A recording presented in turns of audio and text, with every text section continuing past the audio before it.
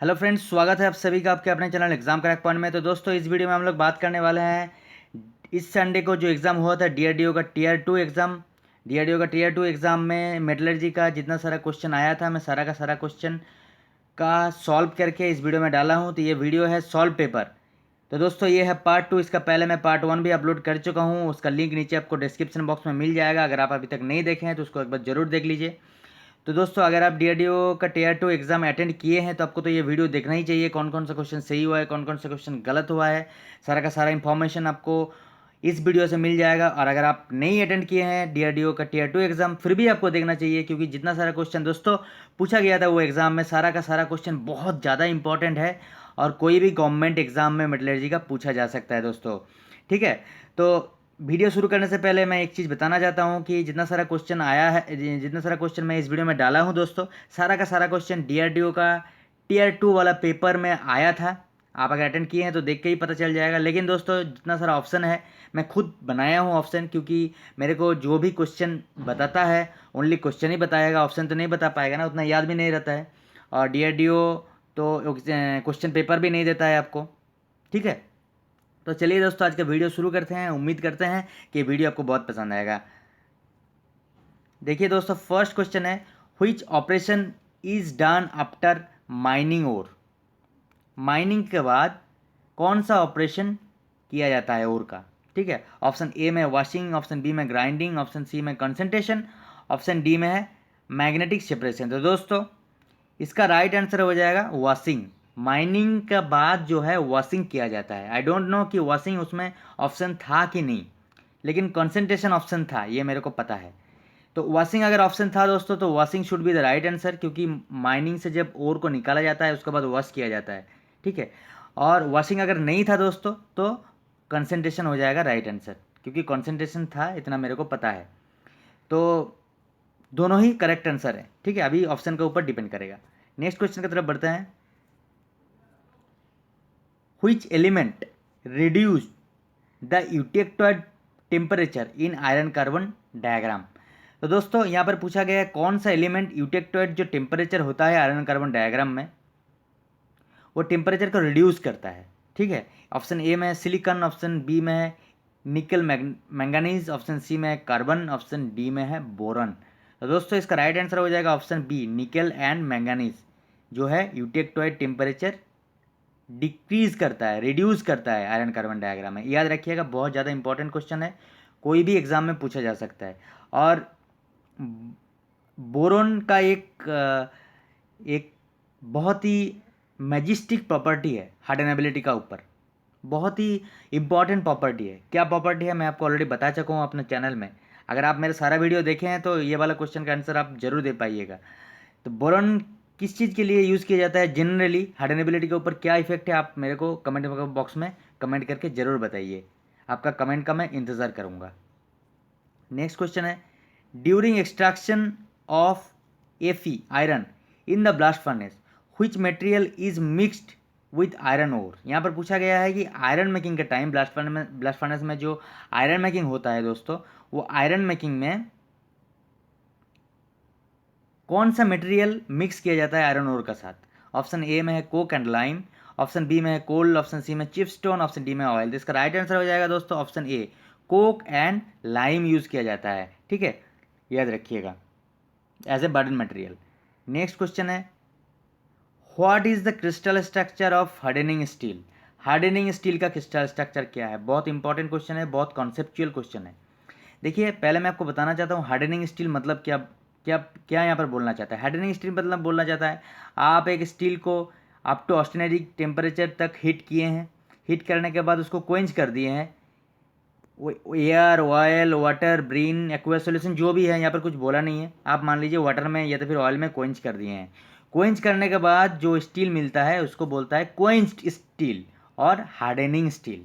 ठीक है, और हार्डनिंग के बाद क्या किया जाता है दोस्तों, टेम्परिंग किया जाता है। ठीक है, जो रेसिडुअल स्ट्रेस है उसको रिलीव करने के लिए टेम्परिंग किया जाता है। तो यहाँ पर पूछा गया है कि हार्डनिंग स्टील का क्रिस्टल स्ट्रक्चर क्या है। ठीक है, ऑप्शन ए में बीसीटी, ऑप्शन बी में ऑर्थोरम्बिक, ऑप्शन सी में क्यूबिक, ऑप्शन डी में मोनोक्लिनिक। तो दोस्तों, इसका राइट आंसर हो जाएगा क्या, ऑप्शन ए BCT। BCT का मतलब हो गया बॉडी सेंटर टेट्रागोनल, क्योंकि हार्डनिंग स्टील में जो स्ट्रक्चर आता है वो मार्टेनसाइट का स्ट्रक्चर आता है, मार्टेनसाइट का स्ट्रक्चर आता है। अब मार्टेनसाइट का दोस्तों क्रिस्टल स्ट्रक्चर क्या है? BCT, body centre tetragonal. ये भी याद रखिएगा, बहुत ज़्यादा इंपॉर्टेंट क्वेश्चन है, पूछा जा सकता है कोई भी एग्जाम में। ठीक है, नेक्स्ट क्वेश्चन की तरफ बढ़ते हैं दोस्तों। देखिए ये वाला क्वेश्चन मेरे को थोड़ा सा प्रॉब्लम हो रहा है समझने में, मेरे को समझ में नहीं आ रहा है क्या क्या पूछा गया है। वहाँ पर पूछा गया था in close system of TDS।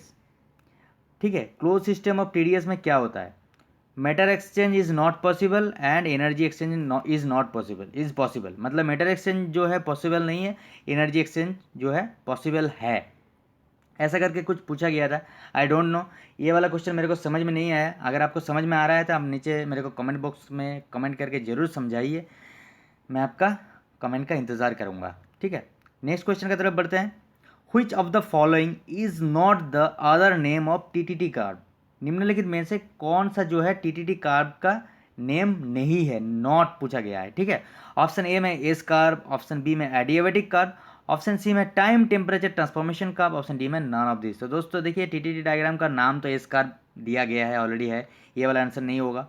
Time temperature transformation diagram मतलब हो गया TTT, इसका मतलब वही हो गया ना TTT, तो ये वाला भी नहीं होगा। तो इसका राइट आंसर हो जाएगा एडियाबेटिक कार्ब। ठीक है, option B is the right answer. तो दोस्तों देखिए जब ऑप्शन में नन ऑफ दिस रहेगा ना, या तो फिर ऑल ऑफ द एबव रहेगा ना, तो आप थोड़ा सा ध्यान दीजिएगा। ठीक है, क्योंकि ये वाला ऑप्शन ऐसा है, बहुत कन्फ्यूजन करता है स्टूडेंट लोगों को एग्जाम का टाइम में। तो नन ऑफ दिस अगर रहेगा उसका ऊपर ध्यान दीजिए, ऑल ऑफ द एबव रहेगा उसका ऊपर भी आप जरूर ध्यान दिया करिए। ठीक है, नेक्स्ट क्वेश्चन की तरफ बढ़ते हैं। नेक्स्ट क्वेश्चन है for preventing corrosion zinc is added in steel, it is known as. ये वाला सेम टू सेम क्वेश्चन मैं नॉन फेरस वाला वीडियो में मैं डाला था। बोला गया है कि करोशन को प्रिवेंट करने के लिए, करोशन को रोकने के लिए जिंक का जो है जिंक ऐड किया जाता है मेटल के ऊपर। ठीक है, उसको वो जो प्रोसेस है उसको क्या बोला जाता है? इलेक्ट्रोप्लेटिंग बोला जाता है, ऑप्शन ए में है। ऑप्शन बी में एनोडाइजिंग बोला जाता है, ऑप्शन सी में गैल्वेनाइजिंग बोला जाता है, ऑप्शन डी में है नॉन ऑफ दिस। तो दोस्तों इसका राइट आंसर हो जाएगा ऑप्शन सी, गैल्वेनाइजिंग बोला जाता है। जिंक का जब एक लेयर किसी भी मेटल के ऊपर दिया जाता है, वो जो प्रोसेस है उसको बोला जाता है गैल्वेनाइजिंग। बहुत ज़्यादा इंपॉर्टेंट क्वेश्चन है ये, मेरा हिसाब से राउरकेला स्टील प्लांट का जो एग्जाम हुआ था सेल का OCTT का, उसमें भी पूछा गया था। ठीक है, याद रखिएगा, बहुत ज़्यादा इंपॉर्टेंट क्वेश्चन है। Galvanising is the right answer. Next question की तरफ बढ़ते हैं दोस्तों। यहाँ पर पूछा गया which of the following metal is used in photography films? Photography film जो होता है, उसका जो फिल्म होता है उसमें कौन सा मेटल यूज़ किया जाता है? 4 ऑप्शन है आपका पास। ऑप्शन ए में है सिल्वर, ऑप्शन बी में है कॉपर, ऑप्शन सी में जिंक, ऑप्शन डी में है टिन। तो दोस्तों इसका राइट आंसर हो जाएगा सिल्वर। सिल्वर यूज़ किया जाता है फोटोग्राफी फिल्म्स में, याद रखिएगा। नेक्स्ट क्वेश्चन की तरफ बढ़ते हैं। Rusting tendency is not observe in Qutub Minar due to. देखिए कितना बढ़िया क्वेश्चन है, कितना अच्छा क्वेश्चन है। ठीक है, इस टाइप का क्वेश्चन मेटलर्जी का ही है। कोई बंदा ऐसा भी सोच रहा है ये क्वेश्चन जो है आउट ऑफ द सिलेबस है, ऐसा नहीं है, ये मेटलर्जी का ही क्वेश्चन है। Rusting tendency is not observe, rusting tendency observe नहीं होता है कुतुब मीनार में, क्यों ऑब्जर्व नहीं होता है? कुतुब मीनार में रास्ट नहीं लगता है, क्यों? ऑप्शन ए में high sulphur in metal, Qutub Minar का जो मेटल से कुतुब मीनार बनाया गया है उसमें हाई सल्फर था। ऑप्शन बी में है high phosphorus in the metal, option C में है high carbon in the metal, option D में high boron in the metal. तो दोस्तों याद रखिएगा high phosphorus in the metal, इसी के लिए कुतुब मीनार में कोई भी रस्टिंग टेंडेंसी ऑब्जर्व नहीं होता है, रस्ट नहीं लगता है कुतुब मीनार में। ठीक है, क्योंकि high phosphorus in the metal, Qutub Minar जो मेटल से, जो पिलर कुतुब मीनार का है जो मेटल से बनाया हुआ है उसमें फॉस्फोरस का परसेंटेज हाई था, इसीलिए अभी तक उसमें रस्ट नहीं लगा है और इन फ्यूचर भी नहीं लगेगा, अगर एनवायरनमेंट पॉल्यूशन बहुत ज़्यादा नहीं होगा तो। याद रखिएगा, बहुत इंपॉर्टेंट क्वेश्चन है दोस्तों और बहुत अलग टाइप का क्वेश्चन है। नेक्स्ट क्वेश्चन की तरफ बढ़ते हैं। Which of the following is responsible for substitutional solid solution? निम्नलिखित में से कौन सा element you can say is the responsible for substitutional solid solution? तो दोस्तों देखिए यहाँ पर 2 चीज़ मैं आपको बताना चाहता हूँ। 2 चीज़ होता है solid solution, there are 2 types of solid solution. एक हो जाता है इंटरस्टिशियल सॉलिड सॉल्यूशन और एक हो जाता है सब्स्टिट्यूशनल सॉलिड सॉल्यूशन। तो देखिए दोनों में डिफरेंस, मेन डिफरेंस क्या है मैं आपको कंसेप्ट बताना चाहता हूँ। इंटरस्टिशियल सॉलिड सॉल्यूशन हो जाता है, ये मान लीजिए एटॉम्स है, कोई भी सॉलिड सॉल्यूशन का ये एटम्स है। इंटरस्टिशियल सॉलिड सॉल्यूशन हो जाता है कि इंटरमोलिक्यूलर जो स्पेस होता है, ये वाला स्पेस हो गया, ये वाला हो गया, ये वाला हो गया, कोई भी एलिमेंट अगर ये जो स्पेस है इसमें अगर घुस जाता है तो उसको बोला जाता है इंटरस्टिशियल सॉलिड सॉल्यूशन। दो ठो मॉलिक्यूल का, दो ठो एटम का बीच में जो जो गैप रहता है, इंटरमोलिकुलर जो स्पेस रहता है, वहाँ पर अगर कोई छोटा सा एलिमेंट अगर घुस जाता है, छोटा होगा तभी ना घुसेगा, बड़ा वाला अगर एलिमेंट होगा तो नहीं घुस पाएगा, सिंपल सा बात है। छोटा एलिमेंट जब घुस जाता है उसको बोला जाता है इंटरस्टिशियल सॉलिड सॉल्यूशन। और सब्स्टिट्यूशनल सॉलिड सॉल्यूशन क्या होता है दोस्तों, जब ये कोई भी एटम बाहर फेंक देता है और इसका जगह दूसरा कोई एटम ले लेता है, ठीक है, मतलब पूरी रिप्लेस कर देता है, तब उस सब्स्टिट्यूट कर देता है, तब उसको बोला जाता है substitutional solid solution. This is the main difference between interstitial and substitutional solid solution. तो यहाँ पर पूछा गया कौन सा एलिमेंट जो है responsible for substitutional solid solution. तो दोस्तों एटम का जो साइज होगा थोड़ा सा बड़ा होगा, क्योंकि छोटा होगा तो वो इंटरस्टिशियल सॉलिड सॉल्यूशन फॉर्म करेगा, सब्स्टिट्यूशन सॉलिड सॉल्यूशन फॉर्म नहीं करेगा। और अगर एटम का साइज थोड़ा सा बड़ा होगा तभी वो रिप्लेस कर पाएगा, सब्स्टिट्यूट कर पाएगा, ठीक है। तो इसका राइट आंसर हो जाएगा क्या, चार ऑप्शन दिया है, ऑप्शन ए में जिंक कॉपर, ऑप्शन बी में सिलिकॉन, ऑप्शन सी में कार्बन, ऑप्शन डी में नाइट्रोजन। तो दोस्तों इसका राइट आंसर हो जाएगा zinc and copper substitutional solid solution form करता है, option A is the right answer. और याद रखिएगा सब्स्टिट्यूशनल सॉलिड सॉल्यूशन का सबसे फेमस एग्जाम्पल जो है copper nickel solid solution. Copper nickel का जो सॉलिड सॉल्यूशन होता है वो सब्स्टिट्यूशनल सॉलिड सॉल्यूशन का सबसे फेमस एग्जाम्पल है। आपको अगर कोई पूछेगा कि copper nickel solid solution is one type of dash, उसका बाद चार ऑप्शन दे देगा, substitutional solid solution, interstitial solid solution और नॉन ऑफ द अबव। तो आपको उसमें सॉलिड सॉल्यूशन में ही टिक करना है, ठीक है। नेक्स्ट क्वेश्चन की तरफ बढ़ते हैं। Which of the following is give phase rule, निम्नलिखित में से कौन सा जो है गिब्स का फेज रूल है। चार ऑप्शन दिया है, तो देखिए दोस्तों गिब्स का फेज रूल मैं यहाँ पर आपको थोड़ा समझाना चाहता हूँ। A plus P equals to C plus N, जहाँ पर एफ हो गया डिग्री ऑफ फ्रीडम, पी हो गया नंबर ऑफ फेज, सी हो गया नंबर ऑफ कंपोनेंट, एन हो गया number of external factors such as temperature, pressure, कोई भी, ठीक है। तो अभी गिब्स का फेज रूल में जनरली डिग्री ऑफ फ्रीडम निकालने के लिए यूज़ किया जाता है। यहाँ पर अगर मैं थोड़ा बढ़िया से लिखूँगा A plus P equals to C plus N, तो A F equals to C minus P plus N. अभी मैं आपको बताया कि एन मतलब टेम्परेचर प्रेशर हो सकता है, ठीक है, तो टेम्परेचर प्रेशर ही जनरली होता है, तो इसीलिए एन इक्वल्स टू 2 माना जाता है। तो यहाँ पर मैं एन का जगह 2 लिख देता हूँ। तो ये हो गया गिब्स का phase rule, A equals to C minus P plus 2। तो option A should be the right answer, option A will be the right answer, ठीक है। नेक्स्ट क्वेश्चन का नेक्स्ट क्वेश्चन है during martempering quenching is done in, martempering के time quenching किया जाता है किस में। तो दोस्तों यहाँ पर चार ऑप्शन है, ऑप्शन ए में एयर, ऑप्शन बी में ऑयल, ऑप्शन सी में वाटर, ऑप्शन डी में है ब्रेन।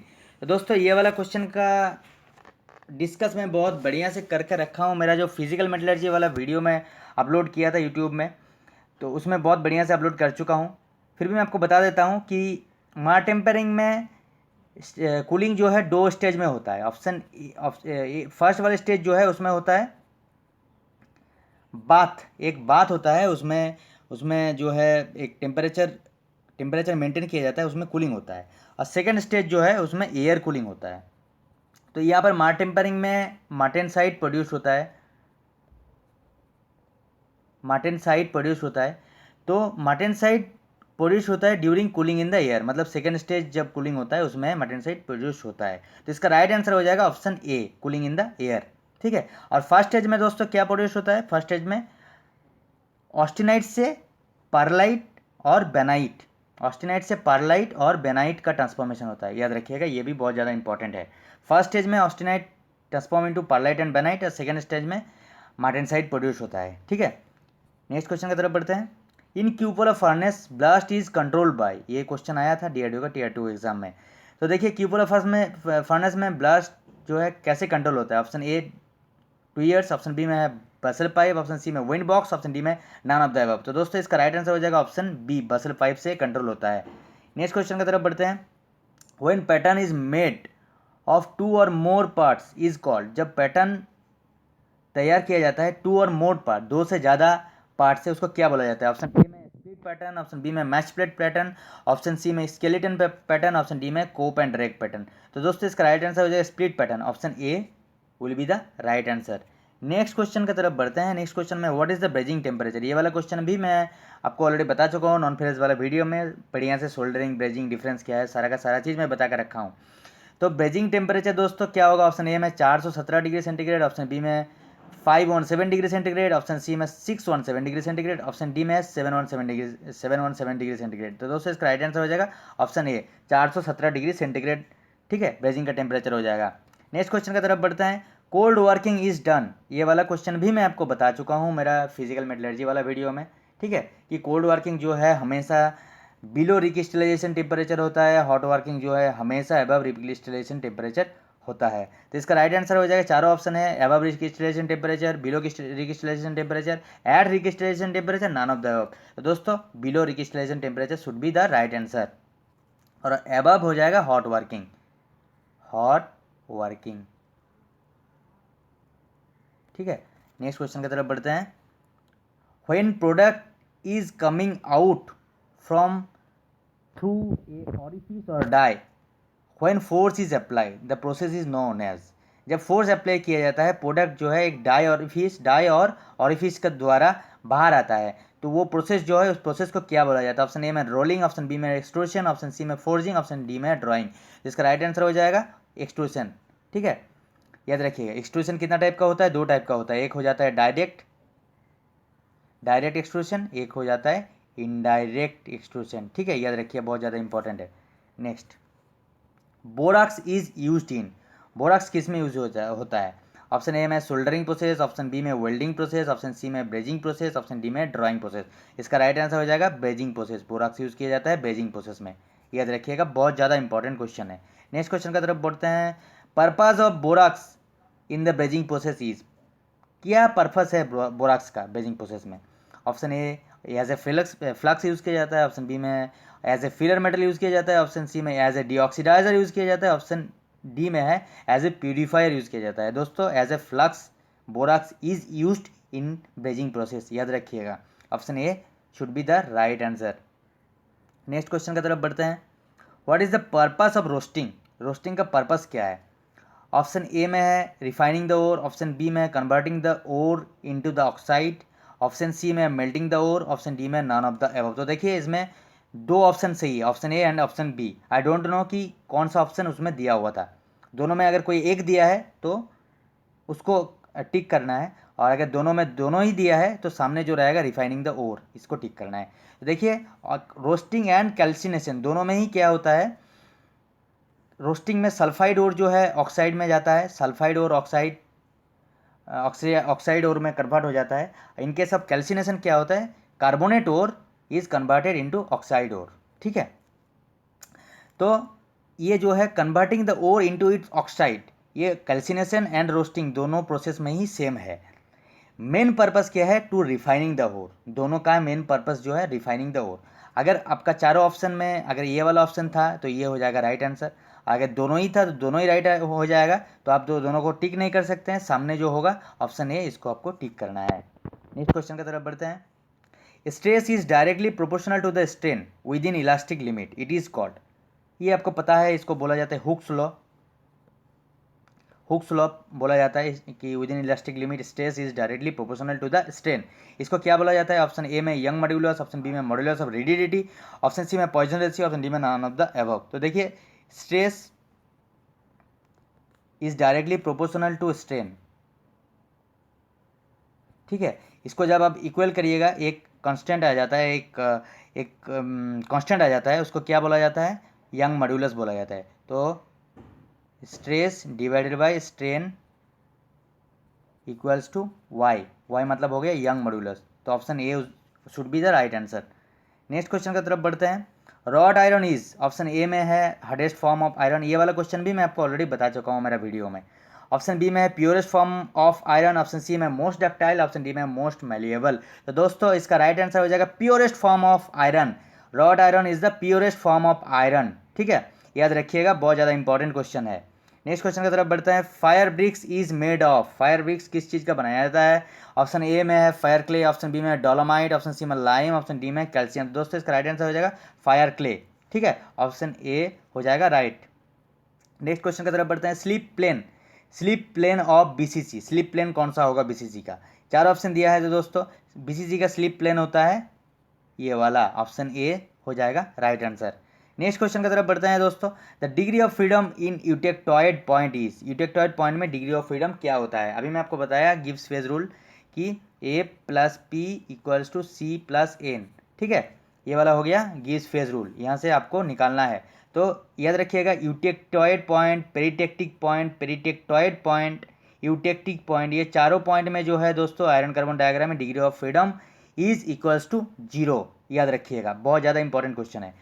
आप ये वाला फॉर्मूला में पुट करके भी निकाल सकते हैं, कोई भी प्रॉब्लम नहीं है, लेकिन एग्जाम में आपको उतना ज़्यादा टाइम नहीं मिलता है, इसीलिए आपको याद रखना है। ठीक है, तो फिलहाल वीडियो इतना तक फ्रेंड्स, फिर मिलेंगे नेक्स्ट वीडियो में। आई होप ये वीडियो आपको अच्छा लगा है। अगर वीडियो अच्छा लगा है तो आप एक लाइक कर दीजिए और एक प्यारा सा कमेंट कर दीजिए।